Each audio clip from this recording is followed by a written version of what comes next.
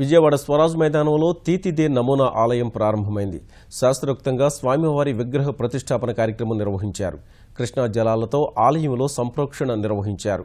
ఈ కార్యక్రమానికి హాజరైన కంచిపీఠాధిపతి జయేంద్ర సరస్వతి స్వామివారిని దర్శించుకున్నారు. పుష్కరాల సమయంలో రోజు 1,00,000 మంది స్వామిని దర్శించుకునేలా ఏర్పాట్లు చేశారు. కృష్ణా పుష్కరాలు ముగిసే వరకు తీతిదే నమూనా ఆలయం ఉంటుందని అధికారులు తెలిపారు.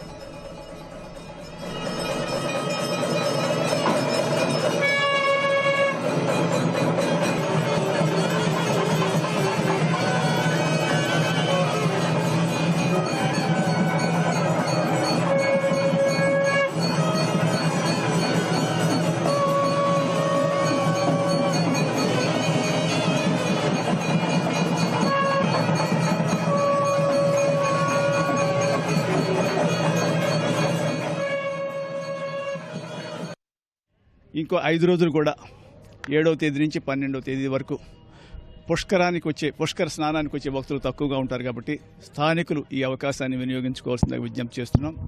తర్వాత 12వ తేదీ నుంచి 23వ తేదీ వరకు కూడా ఆలయం ప్రతిరోజు ఉదయం 4 గంటల నుంచి రాత్రి 10 గంటల వరకు తెరిచి ఉంటుంది. సాయంత్రం 7 గంటల నుంచి 8 గంటల వరకు ఊంజల సేవ జరుగుతుంది. ఇక్కడికి వచ్చే భక్తులందరికీ కూడా ప్రసాదాన్ని అందజేయడం జరుగుతుంది. దాంతోపాటు భక్తులందరికీ పాకెట్ సైజ్ ఫోటోగ్రాఫ్ కూడా అందజేయడం జరుగుతుందన్నమాట.